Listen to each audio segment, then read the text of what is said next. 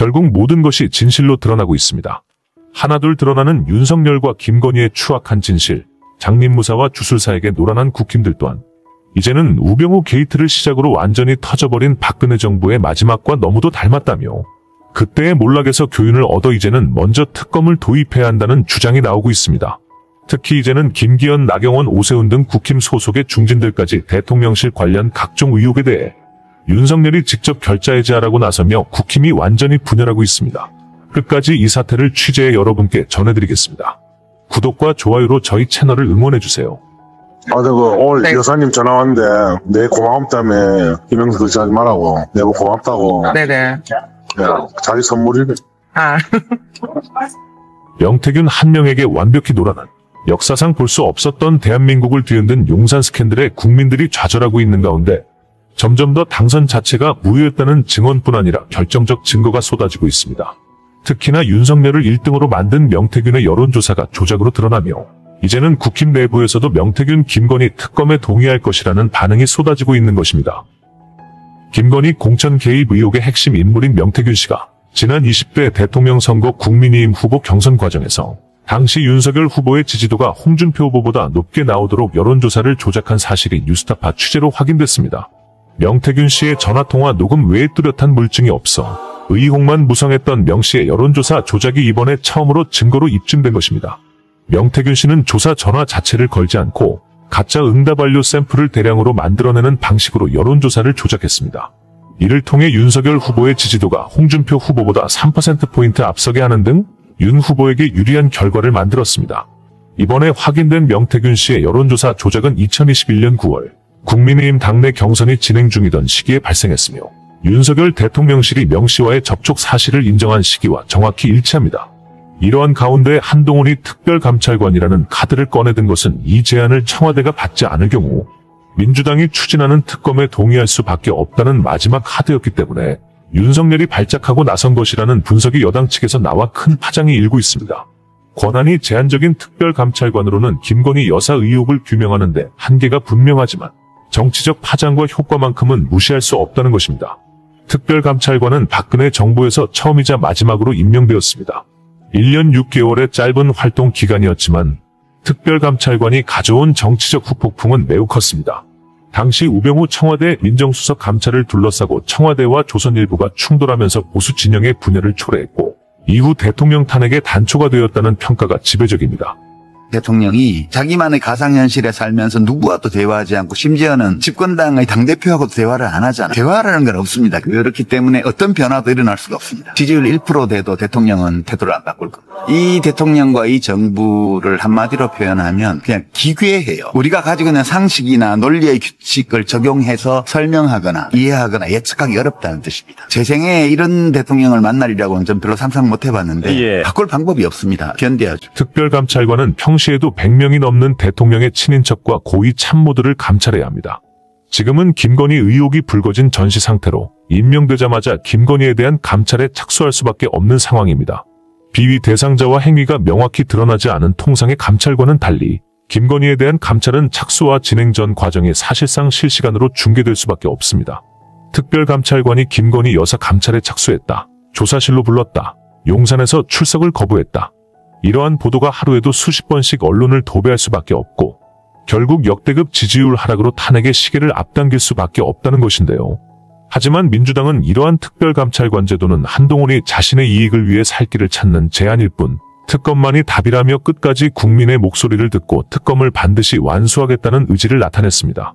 홀검, 사냥개에 이어서 검찰에 새로운 별명이 생겼습니다. 입벌구. 입만 열면 거짓말을 한다는 뜻입니다. 이쯤 되면 막 나가자는 것이죠. 검찰은 김건희 여사의 주가 조작 가담 의혹 수사 결과 발표 때 해당 사건에 대한 압수수색 영장을 청구한 적이 없으면서 했다는 식의 거짓말을 했습니다. 하루 뒤 국정감사에서 속임수가 들통났지만 검찰은 계좌주에 대한 압수 영장 청구는 없었다는 점을 설명했다라는 말장난을 쳤습니다. 하지만 이마저도 거짓임이 드러났습니다. 검찰의 계좌주 중 한 명인 이모 씨에 대해 압수수색을 실시한 사실이 밝혀진 것입니다. 검찰의 김건희 여사 부실수사 의혹을 덮기 위한 거짓말은 또 다른 거짓말을 낳고 있습니다. 이쯤 되면 검찰이 범죄 수사기관이 아니라 범죄 집단이 아닌가 헷갈릴 지경입니다.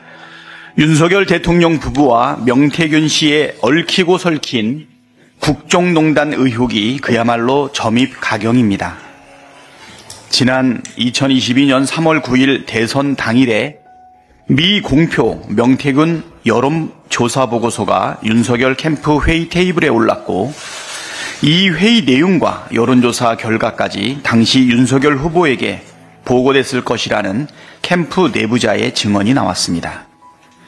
증언이 사실이라면 그동안 미 공표 조사는 한 적 없다는 명 씨의 주장이나 대선 후보 경선 이후 명 씨와 관계를 끊었다는 대통령실의 해명은 모두 새빨간 거짓말이 됩니다.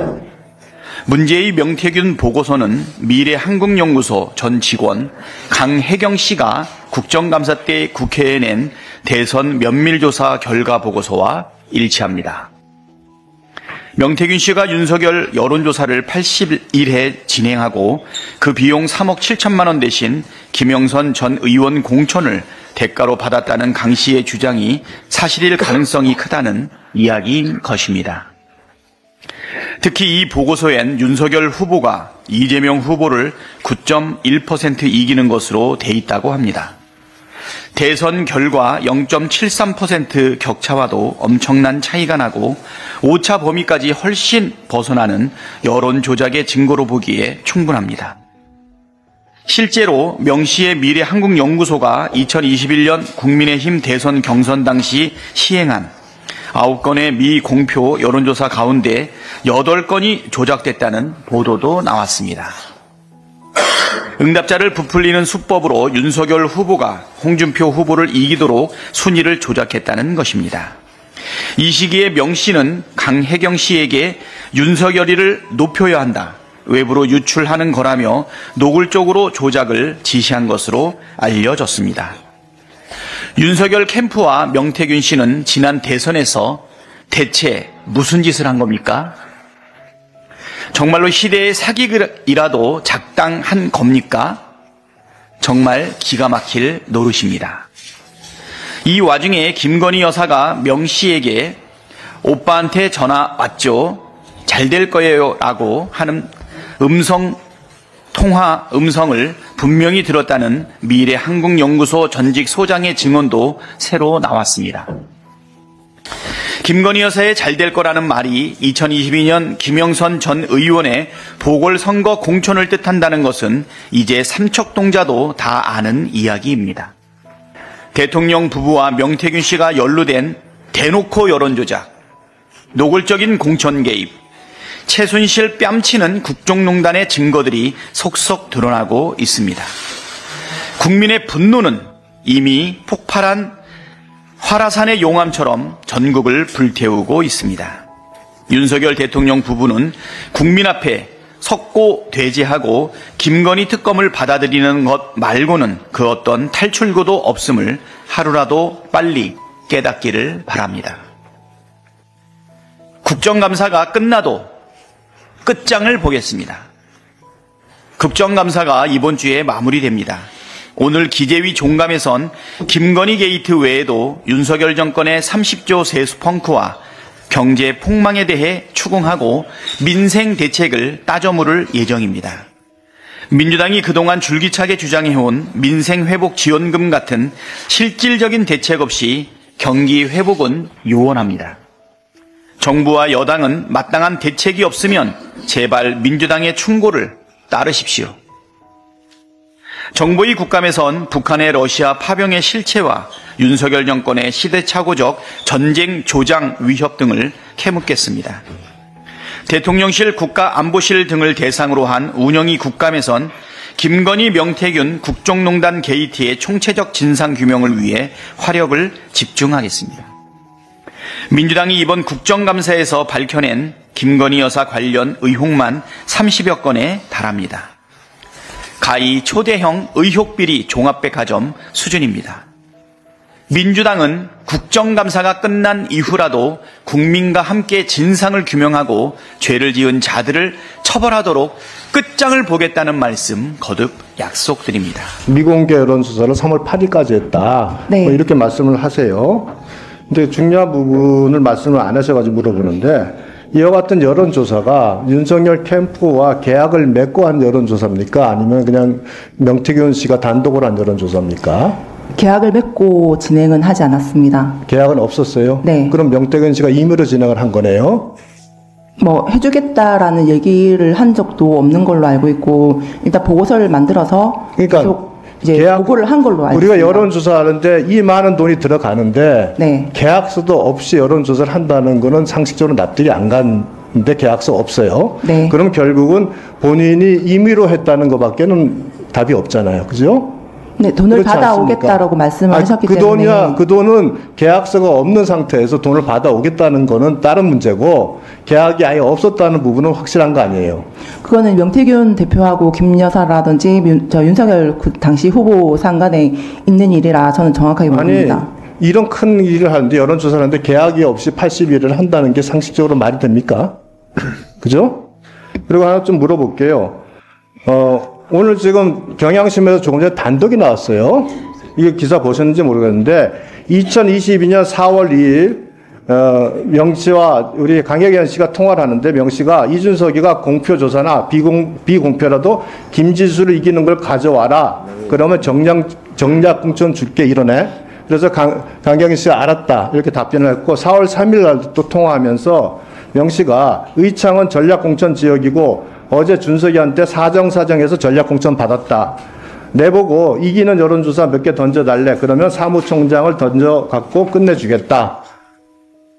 이렇게 해서 답변한 녹취록이 있는데 이건 녹취록 사실이죠? 네, 사실입니다. 예.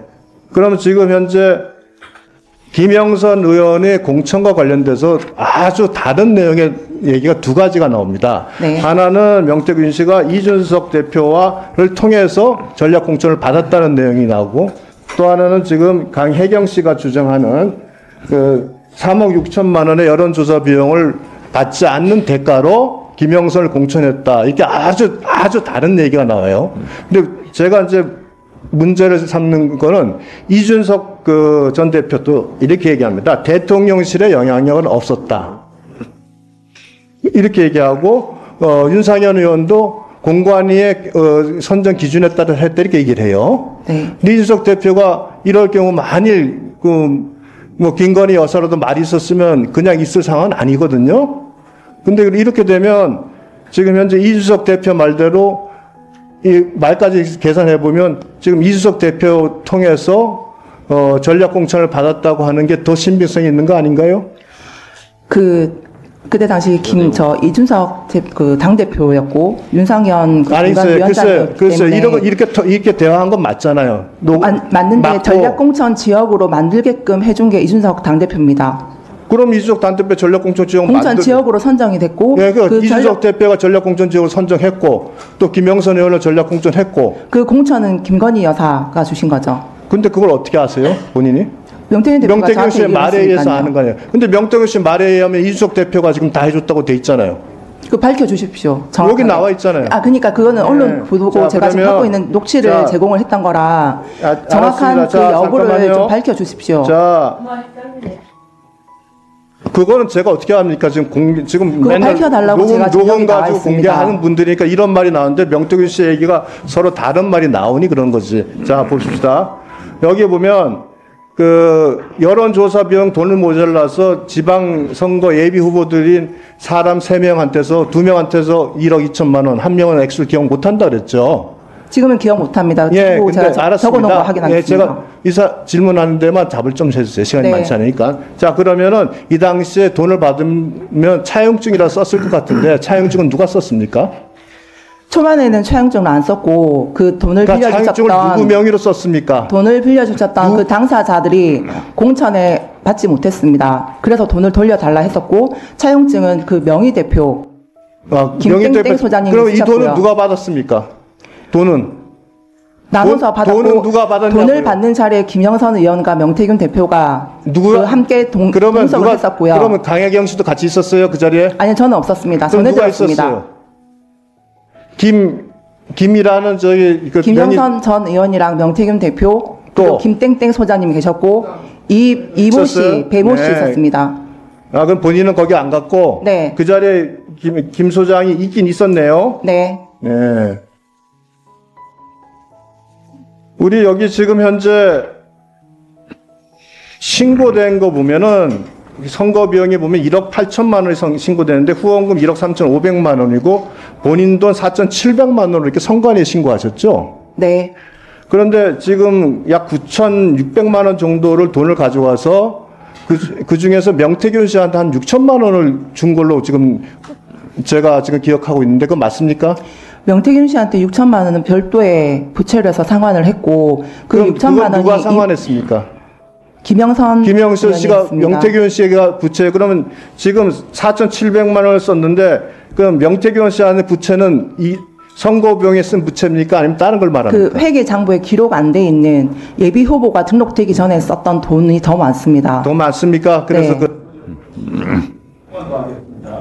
그러면 9,700만 원이 명태균 씨한테 따로 받고 또 2분의 1 반띵해서 관계한 네? 9,700은 명태균 대표한테 간 게 아니고 대선 여론조사 비용을 대납했던 이모 씨, 배모 씨한테 상환하는 비용으로 6천만 원이 갔습니다. 그 돈은 누가 상환해? 김영선 의원 보전 비용에서 상환을 했습니다. 명태균과 김영선의 지시를 받고 제가 했습니다. 그럼 반띵한 거는?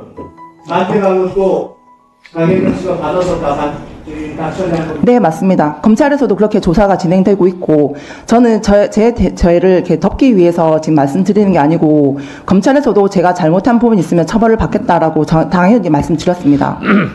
네, 정리해 주세요.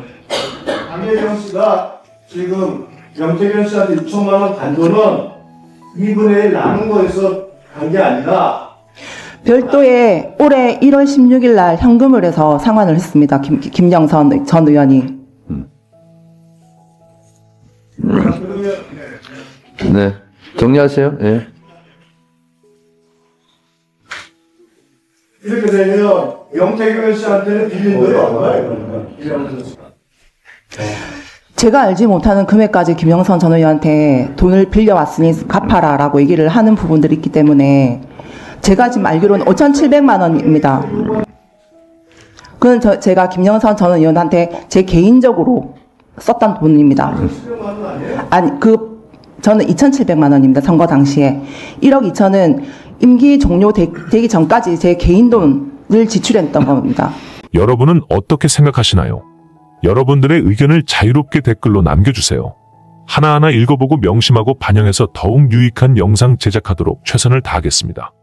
여러분의 구독과 좋아요는 영상 제작에 큰 힘이 됩니다. 시청자 여러분 제발 혁명을 위해 힘을 보여주세요.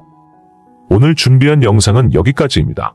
앞으로의 관련 소식도 계속해서 전해드릴 것을 약속드리며 영상이 유익하셨다면 구독과 좋아요 한 번씩 부탁드리겠습니다. 정말 열심히 하는 채널 되도록 하겠습니다. 진심으로 감사드립니다.